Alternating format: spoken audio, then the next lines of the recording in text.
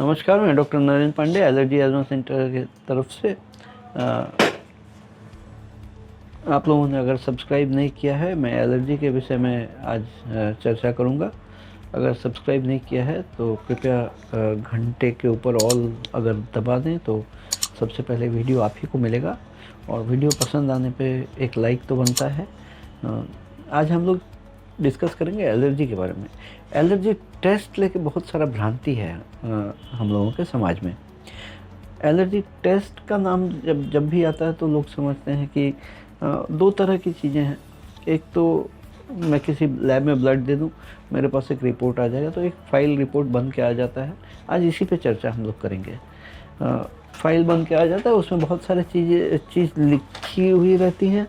उन सब में से बहुत सारी चीज़ों का नाम हम लोगों को समझ में नहीं आता है, और कुछ पंक्ति के बाद देखने मिलता है कुछ परिचित नाम, खाने पीने का, फूड का चीज़ का नाम आता है। वो सारा नाम देख के हम लोग समझते हैं अच्छा इन चीज़ों से एलर्जी है, ठीक है ये नहीं खाऊंगा। ये नहीं खाने से भी समस्या वहीं का वहीं खड़ा रहता है। फिर दिमाग में एक बार समझ में आता है कि नहीं, ये एलर्जी टेस्ट करो या नहीं करो बात बराबर है। It's all waste of money and waste of energy. Allergy test का जब नाम आता है तो वर्ल्ड एलर्जी ऑर्गेनाइजेशन या वर्ल्ड हेल्थ ऑर्गेनाइजेशन दोनों का ही recommended gold standard of allergy testing जिसको बोलते हैं वो मॉडिफाइड स्किन प्रिक टेस्ट है। अब दूसरी तरफ अगर हम लोग समझें कि modified skin prick test of allergy जब नाम फिर दिमाग में आता है तो एक बहुत बड़ा पैनिक हम लोग के दिमाग में आता है कि वो बहुत सारा सुई चुभ होना और खून निकलना और दर्द होना और ये सारा चीज़ होगा।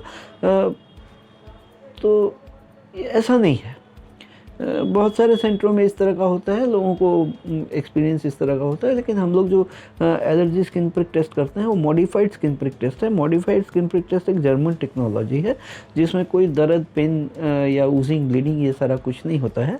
छोटे बच्चों का भी हम लोग 1.5, 2 साल, 3 साल के बच्चों का भी करते हैं, और बच्चे भी बहुत कंफर्टेबली करा लेते हैं।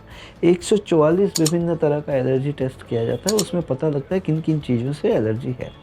दूसरी भ्रांति हम लोगों के दिमाग में एलर्जी टेस्ट लेके चलते रहता है कि वो मैं एलर्जी टेस्ट अगर करा लूँगा तो मेरा सारा खाना पीना बंद हो जाएगा। मूलतः हम लोगों को ये समझना ज़रूरी है कि एलर्जी है क्या। एलर्जी बेसिकली वो है जो नॉर्मल सब्सटेंसेस हम लोगों के बॉडी से इंटरेक्ट करता है, जो नॉर्मल सब्सटेंसेस हम लोगों के शरीर में प्रवेश करता है, और वही नॉर्मल सब्सटेंस अगर मेरे शरीर के लिए, उनमें से कोई सब्सटेंस अगर मेरे शरीर के लिए हाइपर सेंसिटिव हो गया, हाइपर रिएक्टिव हो गया, अगर मेरे शरीर को सूट नहीं कर रहा है, मेरा शरीर उसको सहन नहीं कर पा रहा है, तो वो चीज़ स्पेसिफिक, वो नॉर्मल चीज़ मेरे लिए एलर्जन हो गया, वो मेरे लिए एलर्जिक हो गया। तो ऐसे कौन कौन सा चीज़ें हैं। हम लोग साधारणतः एलर्जी के बाद जहाँ भी होता है वहाँ हम लोग शुरू करते हैं पहले दिमाग में सोचना कि ये चीज़ खाना बंद करना है। और हम लोग के सोसाइटी में, समाज में तो सबसे ज़्यादा प्रचलन है कि लोग, दोस्त यार, साथी, कुटुंब, रिश्तेदार, ये सारे लोग सजेशन देने पहले आ जाते हैं, अच्छा तो ये खाना पहले बंद कर दे। या जनरल डॉक्टर लोग भी जनरली एक लिस्ट रखते हैं कि चलो ये चीज़ खाना बंद करना है। एलर्जी किसी भी तरह का हो, वो चमड़े का नोचनी हो, या दाफड़ होना, या ओठ फूलना, या सांस में तकलीफ हो, या खांसी आना हो, या छींक आना हो, सर्दी बार बार लग जाना हो, ये सारे चीज़ों का बैकग्राउंड में एलर्जी है। तो हम लोग ये खाना बंद करते हैं। खाना बंद करने के बाद भी हम लोग ये अनुभव करते हैं कि खाना बंद किया है तो भी मेरे को प्रॉब्लम रह रहा है। अच्छा भाई, खाना अगर बंद किया है तो प्रॉब्लम तो बंद होना चाहिए, लेकिन प्रॉब्लम बंद नहीं होता है, प्रॉब्लम परसिस्ट करता है। तो दिमाग में लोगों का ये बैठा रहता है एलर्जी टेस्ट कराऊंगा तो रिपोर्ट निकल आएगा, मेरे को ये सारा नहीं खाना है। अब हम लोग को समझना है कि एलर्जी होने के लिए जो चीज़ हमारे शरीर में इंटरेक्ट करता है वो मेरे शरीर में प्रवेश कैसे करता है। 2 मार्ग है शरीर में प्रवेश करने का।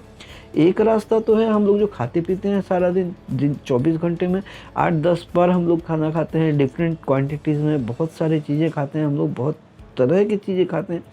और दूसरा मार्ग है हमारे शरीर में प्रवेश करने का, हम लोग आबो हवा से जो सांस हम लोग लेते छोड़ते हैं। हम लोग जो सांस लेते छोड़ते हैं, ये सांस लेने की प्रक्रिया में बहुत सारे एलर्जन हम लोग के शरीर में प्रवेश करते हैं। एलर्जन नहीं, बहुत सारे पोल्यूटेंट हम लोग के शरीर में प्रवेश करते हैं। अब उसमें से अगर कुछ चीज़ें हम लोगों के शरीर में, शरीर के अंदर अगर हाइपर रिएक्टिव हो तो वो सारे मिरेलिया एलर्जन बन जाते हैं, क्योंकि वो सारे सांस से प्रवेश किए। जैसे विभिन्न पेड़ पौधे का पराग है, फंजाई है, पोलन है, डस्ट है, माइट है, फंजाई है, इंसेक्ट है, ये सारे चीज़ में से अगर कोई भी 1 2 3 4 चीज़ अगर मेरे शरीर के लिए हाइपर सेंसिटिव है, मेरा शरीर उसको नहीं सहन कर पा रहा है, मेरा शरीर अगर नहीं सूट कर पा रहा है, तो वो नॉर्मल चीज़ मेरे लिए एलर्जन हो गया। अब हम लोगों को ये सोचना है कि सांस हम लोग कितना लेते हैं दिन भर में और खाना कितना खाते हैं। दोनों को अगर 2 तराजू में रखें तो सांस का मात्रा 2-5% से ज़्यादा नहीं होगा, क्योंकि खाने का मात्रा 2-4% से ज़्यादा नहीं होगा, क्योंकि सांस तो हम लोग 24 घंटा ले रहे हैं, उसका क्वांटिटी बहुत ज़्यादा है, 10,000 litres of oxygen a day, more than that. तो इतना सांस हम लोग लेते हैं, उसके अगेंस्ट में खाना बड़ा बड़ा नग्न है, निम्न है। तो खाना अगर बंद भी करते हैं सारा, जो एलर्जिक है या नहीं भी है, तो भी हमको रिलीफ मिलता है 2 से 5%, इससे ज़्यादा रिलीफ मिलने का सवाल नहीं, क्योंकि सांस से ही एलर्जन जाके एलर्जी ज़्यादा प्रोड्यूस कर रहा है। इसलिए हम लोगों को ज़रूरी है ये सांस से अंदर जाने वाला एलर्जन को चिन्हित करना, कौन कौन सा चीज़ सांस से अंदर जा रहा है। जिसलिए एलर्जिक पेशेंट जो भी हैं उन लोगों को ज़्यादा तकलीफ अर्ली मॉर्निंग और लेट इवनिंग में होता है, सनराइज़ और सनसेट के टाइम में होता है।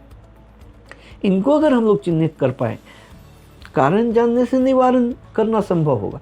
इनको अगर हम लोग चिन्हित कर पाए, तो चिन्हित करके ही हम लोग एक एलर्जी का वैक्सीन बना के आपके बॉडी में देना शुरू करेंगे, तो बॉडी के अंदर में उन एलर्जन के अगेंस्ट में इम्यूनिटी बढ़ जाएगा, रोग प्रतिरोध क्षमता बढ़ जाएगा, इम्यूनोथेरेपी या डिसेंसिटाइज किया जा सकता है उसको।